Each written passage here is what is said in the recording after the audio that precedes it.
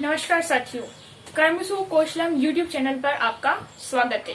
तो हमने इसके पहले वाले वीडियो में केनो उपनिषद के प्रथम खंड और द्वितीय खंड के बारे में चर्चा की थी। आज हम करेंगे तीसरे और चतुर्थ खंड के बारे में, जिनको मुख्य मोटे मोटे रूप में अगर कहें तो तीसरे चौथे खंड क्या है, यक्ष प्राख्यान है। अब यक्ष प्राख्यान क्या है, तो उसको मैं जो है एक कहानी जो है उसको मैं काफी छोटा करके आपको समझाते हूँ। एक बार जब काफी सभी देवता, कौन कौन से देवता हैं, सबसे पहले हम देखेंगे अग्नि देवता,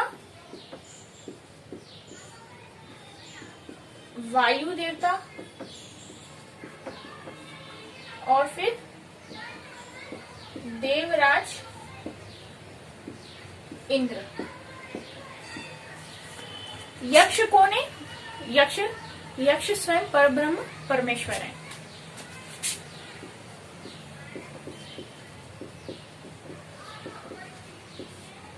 तो यक्ष कौन है? परब्रह्म। इन तीन देवताओं के अभिमान को तोड़ने के लिए एक दृष्टांत के स्वरूप में जो है इसमें यक्ष प्राख्यान में जो है वर्णन है। तो एक बार ये तीनों देवता ही जो है इनके बारे में पूरी चर्चा है। तो अग्निदेव, वायुदेव और इंद्रदेव एक बार जो है परमात्मा परमेश्वर की कृपा से, उनकी शक्ति से इन्होंने जो है असुरों पर विजय प्राप्त कर ली। अब विजय प्राप्त कर ली और विजय प्राप्त करने के बाद में इन जो देवताएं हैं इनको अभिमान हो गया कि हम इतने शक्तिशाली हैं, हम इतने ताकतवर हैं, हम इतने सर्वसमर्थ हैं, है ना। मैं का भाव आ गया कि हमने जो है असुरों पर विजय प्राप्त कर ली। लेकिन वो विजय प्राप्त करी किसकी वजह से थी? उसके पीछे अंश किसका था? किसकी शक्ति का? परब्रह्म की, परमात्मा की शक्ति का। पर इनको अपना ही अभिमान हो गया कि हमने ये कर लिया। तो जब व्यक्ति ऐसी भावना कर लेता है तो वो क्या है, काफी भूल करता है। तो परब्रह्म परमात्मा जो है उन्होंने सोचा कि इनको जो अभिमान आ गया है और इस अभिमान के कारण क्या होगा, इनका पतन हो जाएगा। और पतन हो जाएगा तो ये तो भगवान तो करुणामय है, अपने भक्तों का पतन होते हुए देख ही नहीं सकते हैं, क्योंकि कुछ तो अच्छा ही है इनमें। पर ये क्या है, मिथ्याभिमान हो गया है इनको। तो उन्होंने वो यक्ष के रूप में प्रकट हुए। तो ये तीनों देवताओं ने देखा कि ये इतना अद्भुत, तेजस्वी, ओजस्वी जो है, इतना विशाल जो है, ये यक्ष कौन है। तो जानने की इच्छा से कि ये यक्ष कौन है, एक एक करके देवता उनके पास में जाते हैं। तो सबसे पहले वायु देवता और देवराज इंद्र जो बोलते हैं कि अग्नि देवता को कि आप कौन है? जात वेदा। ये प्रश्न जो है, इनके जो उपनाम आ रहे हैं, ये आप इसको नोट करें। ये परीक्षा में ये प्रश्न आता है। जात वेदा किसे कहा गया है? अग्नि देवता को। तो बाकी देव जो है, इंद्रदेव और वायु देवता बोलते हैं कि आप जात वेदा है। जात वेदा यानी कि समस्त पदार्थों के ज्ञाता, समस्त जात पदार्थों के ज्ञाता, यानी कि समस्त चीजों के ज्ञाता। तो आप तो जात वेदा है, तो आप ही जाएं और पता करें कि ये यक्ष कौन है। तो वो भी बड़े अहंकार से कि हाँ मैं अभी पता करके आता हूँ, और चले जाते हैं। पर यक्ष के सामने पहुंचते हैं, उनसे परिचय, बातचीत, वार्तालाप होती है। तो यक्ष जो परब्रह्म है वो भी जो है, कौन है आप, मैं आपको नहीं जानता। तो वो अपने अहंकार में बोलते हैं कि मैं जात वेदा हूँ, मैं चाहे तो ये पूरे भूमंडल को जो है भस्म कर सकता हूँ, जला सकता हूँ। तो परब्रह्म उनके सामने एक सूखा तिनका रख देते हैं कि अगर आप इतने सर्वशक्तिमान है तो आप इसे जला करके बताएं। तो वो उसको अपना अपमान समझते हैं और फिर जाते हैं उसको जलाने के लिए, बिल्कुल एकदम से गुस्से में आकर के तमक कर पहुंचते हैं, जलाने की कोशिश करते हैं, अपनी सारी शक्ति लगा देते हैं, लेकिन वो जला नहीं पाते हैं। कारण कि उनमें जो भी शक्ति थी, वो शक्ति तो किसकी थी? परमात्मा की। तो उनकी कृपा के बिना तो पत्ता भी नहीं हिलता है, तो वो तिनका जलेगा क्या?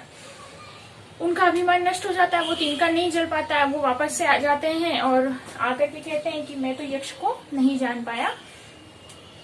अब वायु देवता जाते हैं जानने के लिए। वायु देवता को कहा है मातरिश्वा। मातरिश्वा यानी कि बिना आधार के जो है विचरण करने वाले।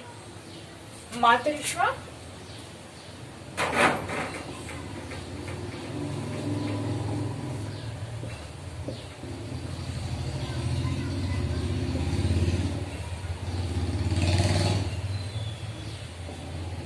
तो वायु देवता जाते हैं। वायु देवता भी अहंकार में बोलते हैं कि मैं मातृश्वा हूँ, मैं चाहे तो पूरे भूमंडल में सबको उड़ा सकता हूँ बिना आधार के। तो वो वही एक तिनका रख देते हैं कि इसको उड़ा के बताओ, फिर वो उसको उड़ाने की कोशिश करते हैं, अपनी पूरी शक्ति लगा देते हैं, पर वो तिनका तनिक हिल भी नहीं पाता, उड़ना तो दूर की बात। वो भी वापस से बिल्कुल लज्जा महसूस करते हुए वापस लौट कर आ जाते हैं और फिर कहते हैं कि मैं भी यक्ष को नहीं जान पाया, अब देवराज इंद्र आपकी बारी है, आप पता लगाएं, आप ही पता लगा सकते हैं कि ये यक्ष कौन है। फिर देवराज इंद्र जाते हैं, पर देवराज इंद्र में थोड़ा अभिमान ज्यादा था, इसलिए परमात्मा परब्रह्म जो है देवराज इंद्र के पहुंचते ही जो है अंतर ध्यान हो जाते हैं। वो उनमें चूंकि वायु देवता और अग्नि देवता के बजाय उनमें अभिमान की मात्रा जो है वो थोड़ी ज्यादा थी, तो वो उनको प्रत्यक्ष दर्शन नहीं देते हैं, लेकिन फिर उन पे कृपा करके जो है अपने स्वरूप में जो है ब्रह्म विद्या बोलेंगे जिसको, हिमाचल कुमारी जो है उमा देवी को प्रकट करते हैं।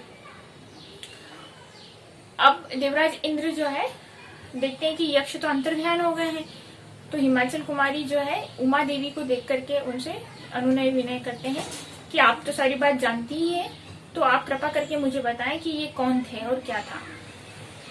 ये यहाँ तक जो है तीसरा खंड है। तीसरे खंड के बाद में जब उमा देवी बताती है तो वहां से चतुर्थ खंड शुरू होता है। तो फिर उमा देवी जो है वो बताती है कि जो यक्ष थे वो परब्रह्म परमेश्वर थे।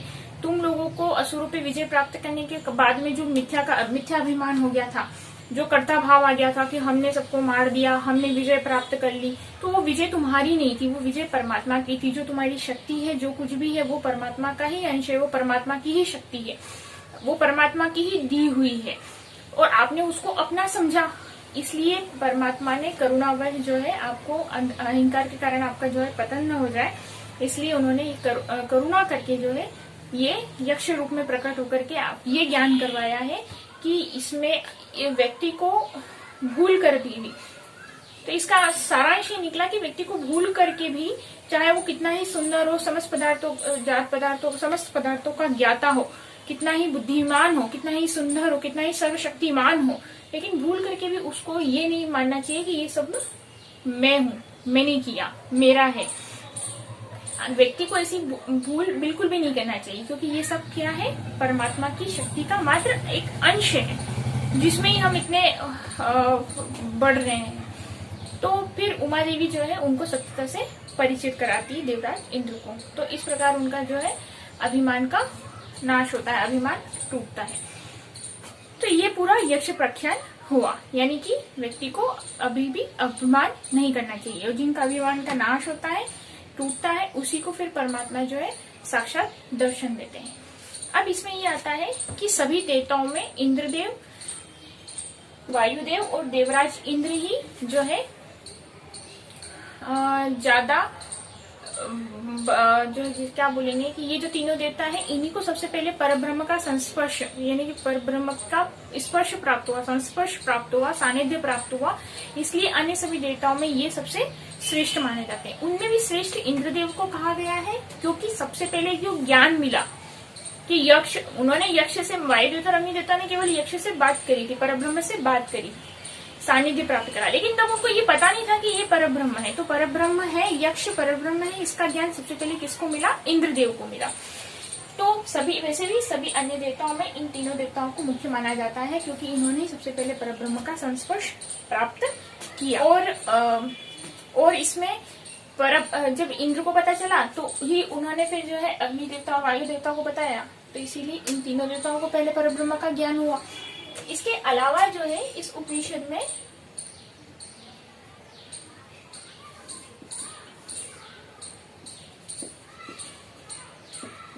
ये 2 पॉइंट नोट करें इस उपनिषद के बारे में। मुख्य उपनिषद क्या है, रहस्यमयी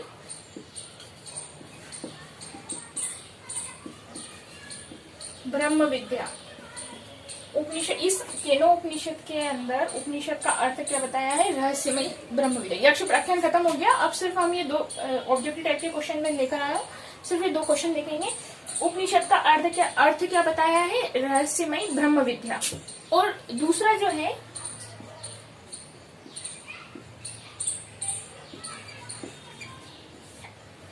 ये शब्द देखें, तद्वनम। ये तद्वनम जो है, ये शब्द इस उपनिषद में प्रयुक्त हुआ है, ये चतुर्थ खंड में ही आया है। इसका अर्थ होता है, ये परमेश्वर का ही एक नाम है, प्रसिद्ध नाम। इसका अर्थ होता है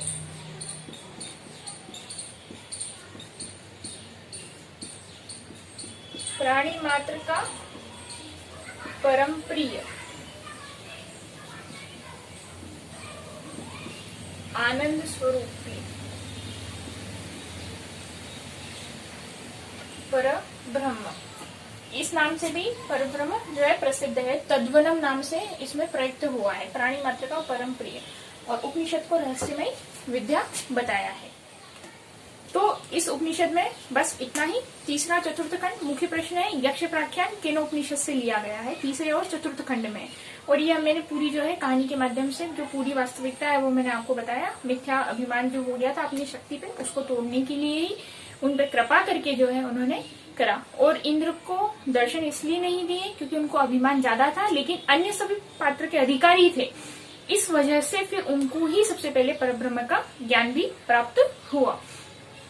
तो इस केनोपनिषद में बस इतना ही। अब हम अगले वीडियो में